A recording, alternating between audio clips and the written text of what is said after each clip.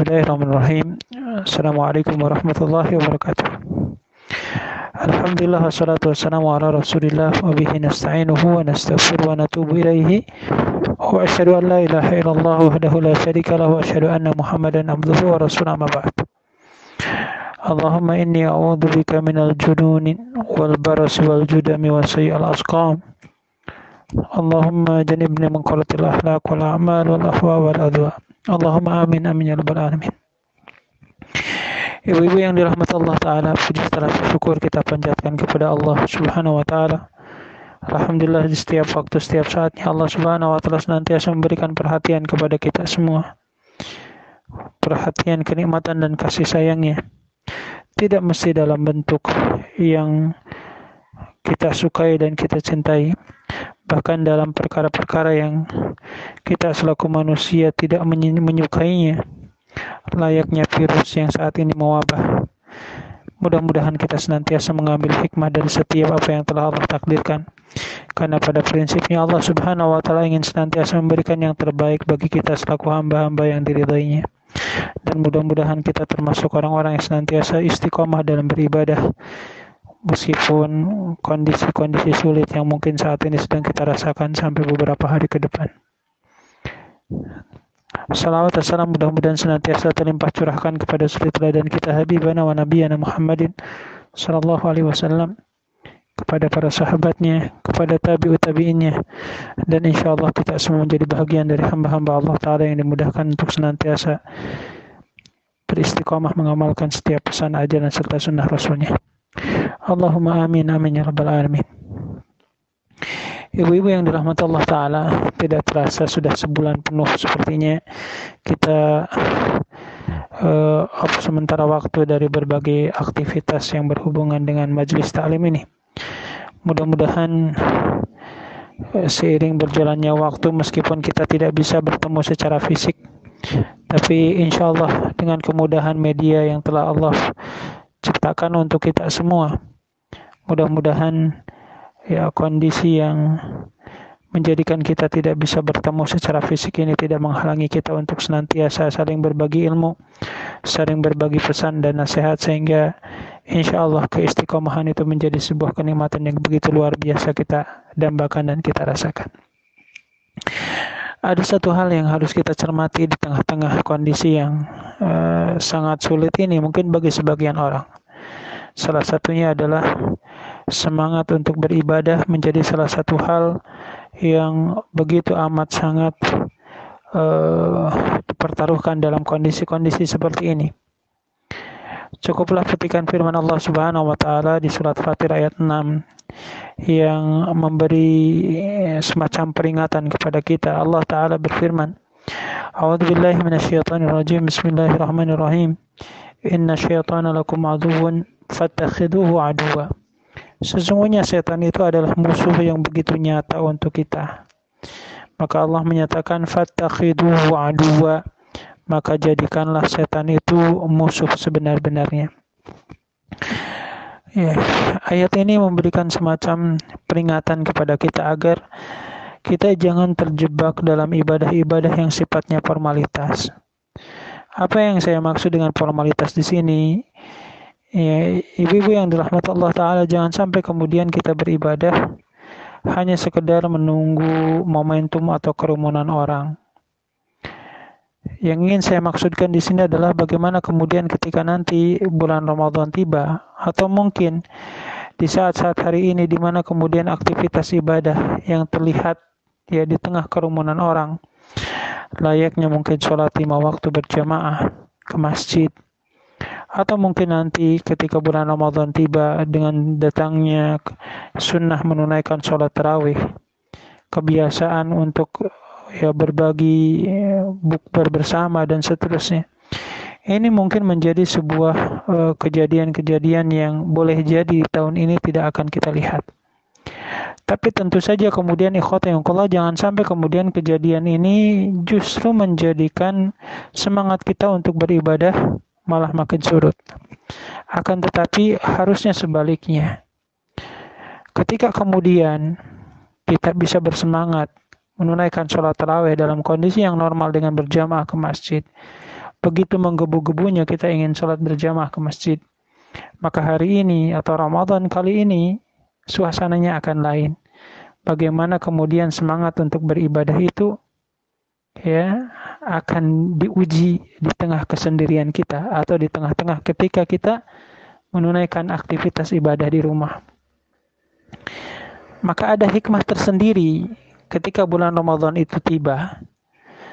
Sebagaimana kemudian Rasulullah SAW menegaskan dalam hadis riwayat Imam Bukhari, kata Rasulullah, "Kullu amali ibnu Adam lahu illa saum, fa innahu li wa ana ajzi bihi." Kata Rasulullah, seluruh amalan anak cucu Adam semuanya untuk dia. Dia bisa mengukurnya. Dia bisa menilai dirinya sendiri atas ibadah yang dia lakukan. Kecuali saum. Saum itu kata Allah, kata Rasulullah adalah untukku. Ya, Allah Ta'ala mengatakan dalam hadis qudsi ini, sesungguhnya saum kalian itu untuk aku dan aku sendiri yang akan menilai saum-saum kalian. Hadis ini seolah-olah memberikan pesan dari Allah Ta'ala kepada kita, bagaimana dengan datangnya bulan Ramadan, Allah merindukan kehadiran kita. Allah merindukan kehadiran kita di tengah-tengah keheningan situasi kondisi yang saat ini ada. Allah ingin berdua-duaan dengan kita. Allah ingin senantiasa bersama dengan kita. Maka mari kita rasakan, ikhwati imanullah, segala bentuk sajian, santapan ruhiyah, santapan jiwa yang insya Allah akan Allah siapkan di bulan Ramadan ketika waktunya nanti tiba. Maka kalau kita melihat bagaimana kemudian kesungguhan para ulama di masa dulu, bagaimana kemudian para ulama madhab, Imam Abu Hanifah, Imam Maliki, Imam Syafi'i, Imam Hambali, dan ulama-ulama yang lain, ketika tibanya bulan Ramadan, mereka menghentikan segala bentuk aktivitas yang sifatnya itu berhubungan dengan kerumunan manusia. Apa yang saya maksud?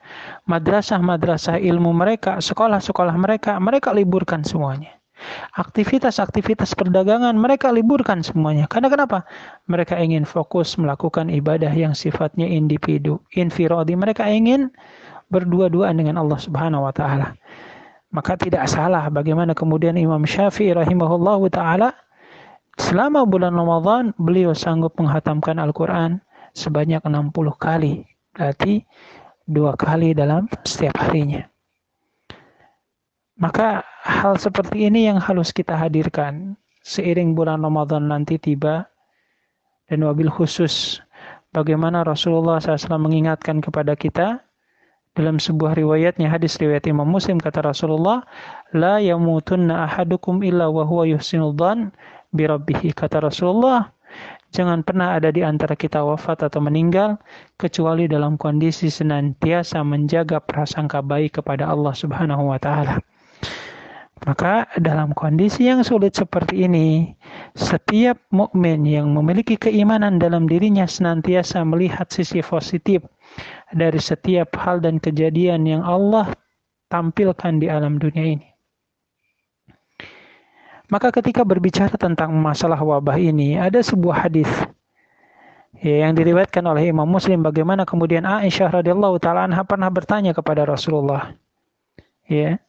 Di mana kemudian Aisyah radhiyallahu taala anha bertanya tentang sa'alat anit ta'un. Aisyah bertanya kepada Rasulullah SAW tentang virus yang mewabah, tentang ta'un. Seperti apakah kemudian pandangan Rasulullah SAW terkait masalah ta'un ini? Maka jawabannya luar biasa. Rasulullah SAW menegaskan bahwasannya yang namanya ta'un itu adalah adzabun yab'atsuhullahu ala man yasha'u wa anna Allah ja'alahu rahmatan lil mu'minin. Bahwasanya kata Rasulullah, yang namanya penyakit yang mewabah di masa dulu, di masa Nabi dan Rasul sebelum Nabi Muhammad SAW diutus, itu diposisikan sebagai bentuk azab atau siksaan Allah Subhanahu wa taala yang Allah timpakan kepada umat-umat Nabi atau umat-umat Rasul yang menolak dakwah-dakwah Nabi dan utusan Allah Subhanahu wa taala. Itu dulu. Tetapi kemudian ketika Allah Subhanahu wa taala mengirimkan dan mengutus Nabi Muhammad SAW sebagai salah satu di antara utusan dan sekaligus penutup dari seluruh ajaran para nabi, Allah Ta'ala menjadikan ja'alahu rahmatan lil mu'minin. Allah jadikan ya wabah ini sebagai rahmat bagi orang-orang yang beriman. Oleh karenanya kata Rasulullah SAW, Rasulullah menegaskan, "Laisa min ahadin yaq'ut ta'unu fayamkusu fi baladihi sabiran muhtasiban ya'lamu annahu la yusibuhu illa ma kataballahu lahu illa kana mislu ajri syahid." Oleh karenanya kata Rasulullah, tidak ada seseorang yang tinggal di sebuah negeri yang dimana kemudian di negeri tersebut terjangkit virus yang mewabah, dan dia senantiasa bersabar atas apa yang menimpa kepada dirinya dan kepada negerinya, sembari kemudian dia berkeyakinan bahwasanya tidak ada sesuatu yang menimpa kepada dirinya dan kepada seluruh makhluk di alam dunia ini, melainkan semuanya ada takdir dan izin dari Allah Subhanahu wa taala. Maka ada janji kata Rasulullah, kalau dia terkena taun dan dia bersabar, ya, maka kata Rasulullah, kana mislu ajri syahid, pahalanya sama seperti orang yang wafatnya mati syahid. Oleh karena subhanallah, ikhwatallah, bagaimana kemudian wafat dalam kondisi mati syahid itu anugerah yang sangat besar.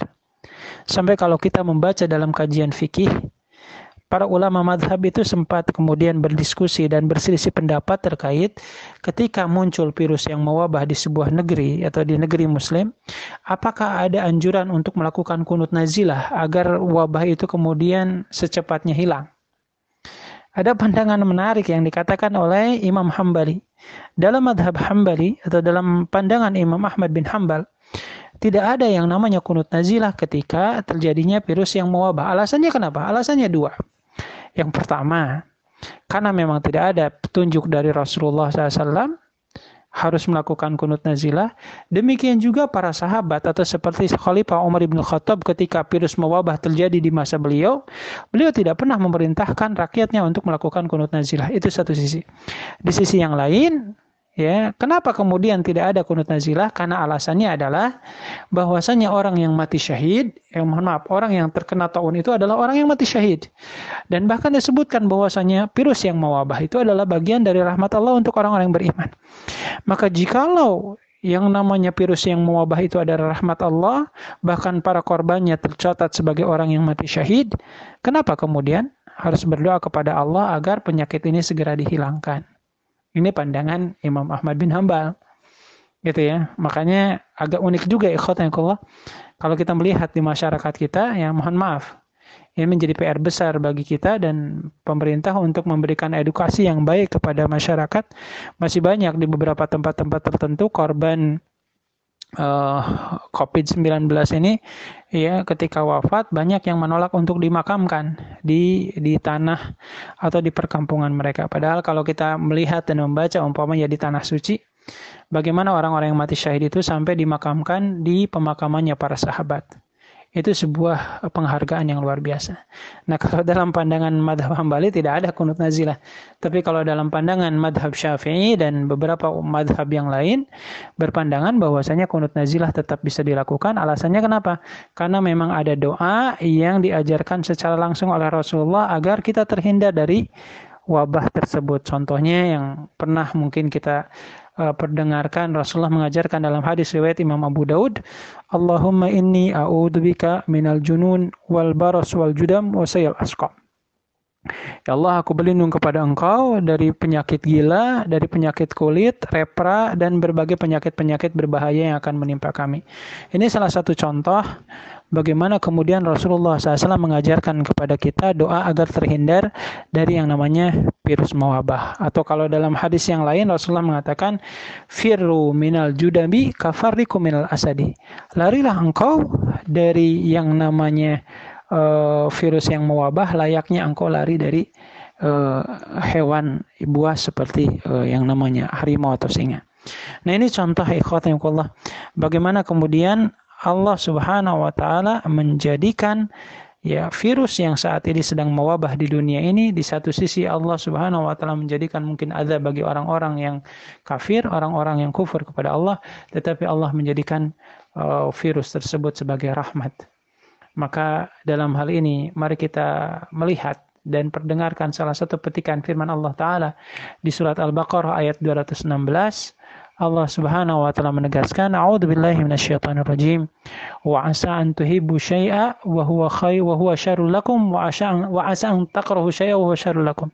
Allah menegaskan boleh jadi apa yang menurut engkau itu buruk dan engkau benci, tetapi dalam pandangan kami baik, kata Allah. Atau sebaliknya, boleh jadi apa yang menurut engkau itu baik dan bahkan kamu menyukainya, bahkan kata Allah boleh jadi justru dalam pandangan kami sebaliknya, itu buruk bagi kamu.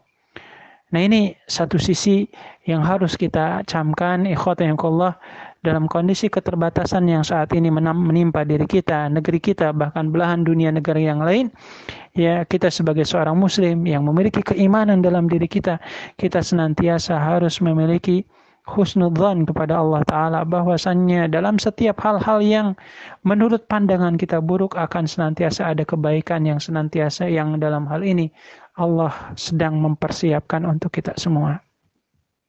Nah, oleh karena itu, ketika kemudian kita menghadapi kondisi-kondisi sulit ini, bahkan mungkin saya secara pribadi yang terlibat di dunia pendidikan hampir 1 bulan, saya tidak beraktivitas. Atau ibu-ibu selaku orang tua mungkin merasakan langsung harus mendampingi putra-putrinya di rumah untuk mengerjakan tugas-tugas atau materi pembelajaran di sekolah. Di rumah dari sekolah. Terkait hal ini, ibu-ibu yang dirahmati Allah Ta'ala, ya, wallahu alam, kita sendiri kan tidak tahu sampai kapan kemudian proses seperti ini akan menimpa kita. Tapi setidaknya ya, dengan apa yang saat ini kita rasakan, ya, terasa benar mungkin bagi sebagian orang, bahkan mungkin saya secara pribadi, waktu luang itu begitu amat sangat terhampar di sisi Allah, yang Allah berikan kepada kita semua. Nah, pertanyaannya kemudian, mau kita gunakan waktu ini, mau kita gunakan untuk apa waktu ini? Karena walau bagaimanapun umur kita ini kian digerogoti oleh waktu. Kata Rasulullah, kullu nasi yaghdu fabai'u nafsahu famu'tiqaha wa mubiqaha. Kata Rasulullah, wahai manusia, setiap diri kita itu senantiasa berjalan ke depan, waktu kita kian berkurang. Ya, kita ini sedang mempertaruhkan waktu, jatah umur yang Allah berikan kepada kita. Famu'tiqaha wa mubiqaha. Apakah kita akan menjadikan waktu dan umur ini untuk melakukan kebaikan sehingga nanti kita merdeka di hadapan Allah Subhanahu wa taala, menikmati kenikmatan surganya, merasakan kenikmatan rahmatnya, bisa bertatap muka dengan Allah, au mubiqaha, atau justru kita menghancurkan diri kita dengan mengisi waktu-waktu kita tidak bermanfaat. Nah, boleh jadi ya, kalau kita mengukur kualitas keimanan dan amal soleh kita, mungkin mohon maaf selama 1 bulan ini, boleh jadi ada di antara saudara-saudara kita yang selama 1 bulan ini yang ada yang sudah khataman Al-Quran beberapa kali, ya, atau mungkin ya, sudah menghabiskan uang untuk berinfak, bersedekah dan seterusnya. Ya, atau mungkin bisa jadi ada yang setiap waktu, setiap saatnya menghafalkan hadis, mengkaji, membaca buku-buku keislaman. Bisa berbagi kemanfaatan dengan orang-orang di sekitarnya. Tapi tidak sedikit juga, ya, banyak juga orang-orang selama 1 bulan ini, mohon maaf, menghabiskan waktunya ya untuk ya menonton TV, ya, melihat drama-drama, membaca berita-berita yang tidak bermanfaat. Maka pada prinsipnya ini kembali kepada kita semua. Kadar keimanan, kadar ilmu yang kita miliki begitu amat sangat menentukan kualitas waktu yang Allah berikan kepada kita semua. Maka cukuplah kemudian ya, pesan dan contoh yang Allah Subhanahu wa taala berikan, sampai Allah Subhanahu wa taala sebutkan di surat Az-Zumar ayat 9. A'udzubillahi minasyaitonirrajim. Bismillahirrahmanirrahim. Amman huwa qanitun ana al-laili sajida wa qa'iman yahdarul akhirata wa yarju rahmata rabbih. Qul hal yastawil ladzina ya'lamuna wal ladzina la ya'lamun. Allah menyatakan, apakah akan sama kedudukan orang yang senantiasa taat beribadah kepada Allah, di tengah malamnya dia beribadah kepada Allah karena ingin mengharap rahmat Allah dan dia begitu amat sangat takut dengan murkanya Allah Subhanahu wa taala. Hal yastawil ladzina ya'lamuna wal ladzina la ya'lamun. Apakah sama kedudukan orang yang berilmu dengan orang yang sama sekali tidak memiliki ilmu? Ibu yang rahmat Allah Ta'ala, tahukah ya ibu-ibu sekalian ayat ini ditujukan untuk siapa?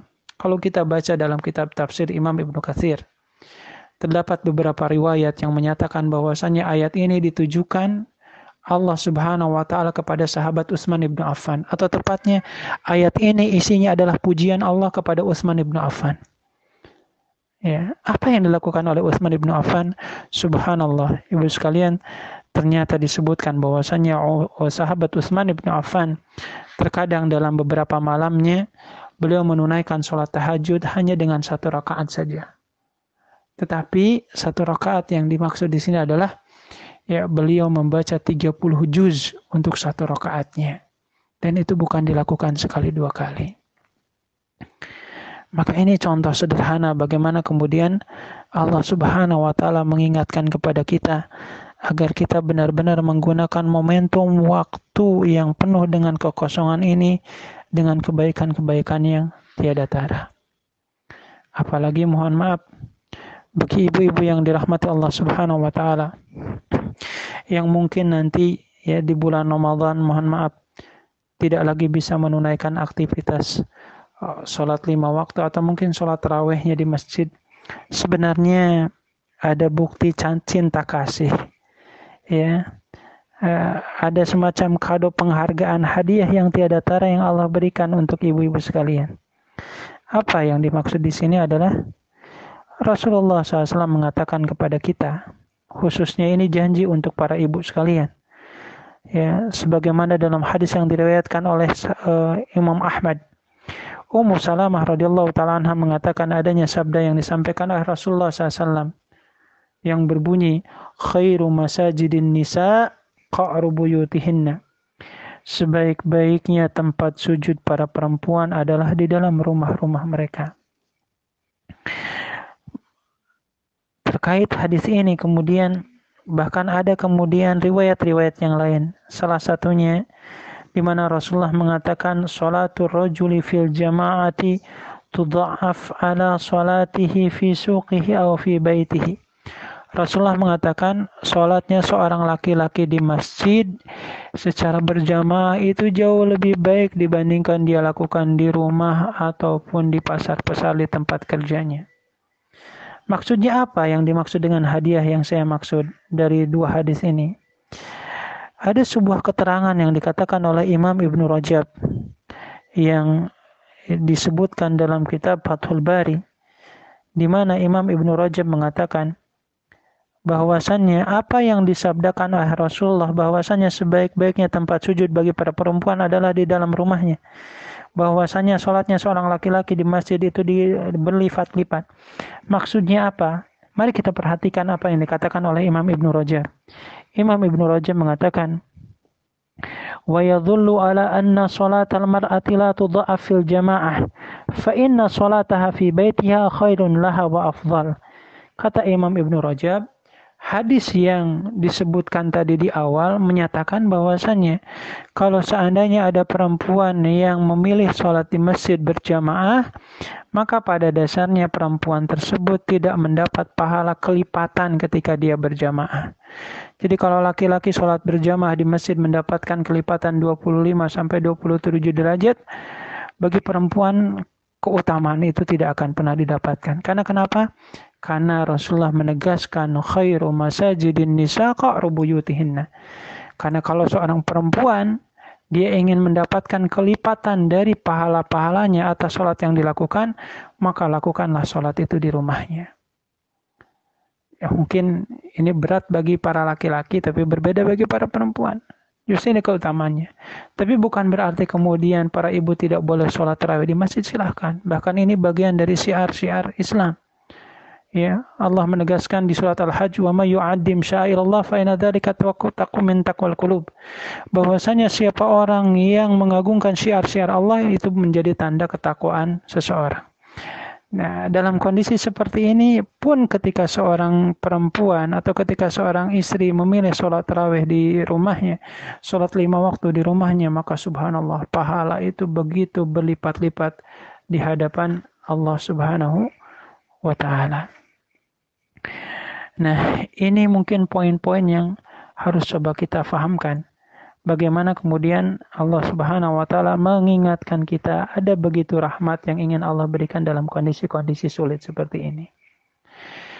Nah, ibu-ibu yang dirahmati Allah Ta'ala, ketika kita kemudian membaca ya di media sosial hari ini terkait munculnya fatwa-fatwa dari berbagai ormas Islam untuk tidak menunaikan sholat tarawih di masjid secara berjamaah. Bahkan mungkin ke depannya, wallahu a'lam, ada seruan untuk tidak menunaikan sholat Id. Maka situasi dan kondisi seperti ini pun sebenarnya bisa kita siasati. Ya, ada ketentuan di mana kemudian ketika kita tidak bisa menunaikan sholat Id secara berjamaah di tanah lapang atau di masjid-masjid, maka semua itu mungkin dilakukan di rumah kita masing-masing. Mari kita lihat dan kita perdengarkan salah satu kutipan yang dikatakan oleh Imam Abul Hasan Ali Al-Baghdadi dalam kitab Al-Iqna fi Fiqh Syafi'i, di mana Imam Abul Hasan mengatakan, wa yusallil aidani fil hadari was safari jama'atan wa furada. Apa maksudnya? Dan sholat Id itu boleh dilakukan baik dalam kondisi mukim atau safar, boleh dilakukan berjamaah atau boleh dilakukan sendiri-sendiri. Maksudnya apa?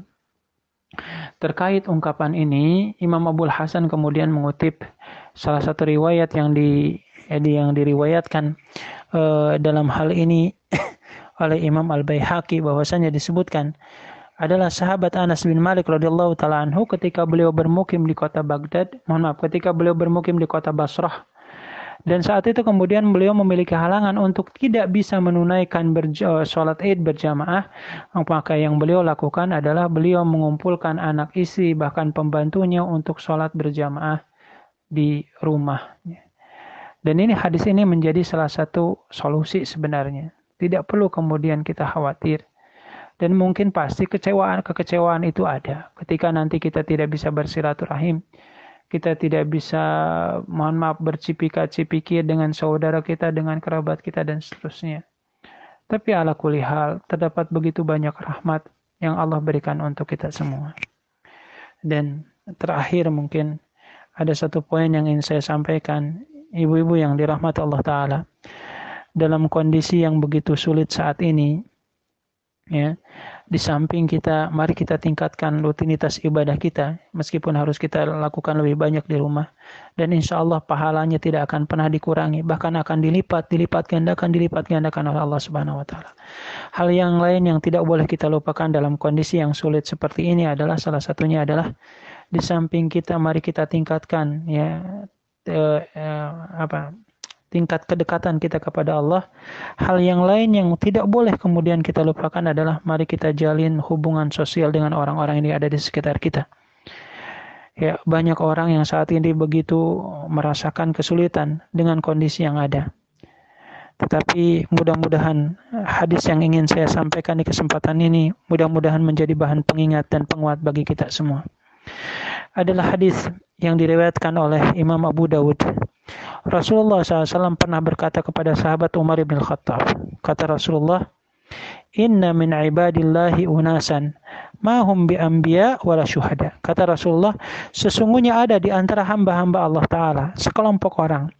Mereka bukan nabi, mereka bukan para syuhada. Tetapi menariknya, yughbituhumul anbiya wa syuhada bimakanihim indallahi azza wa jalla.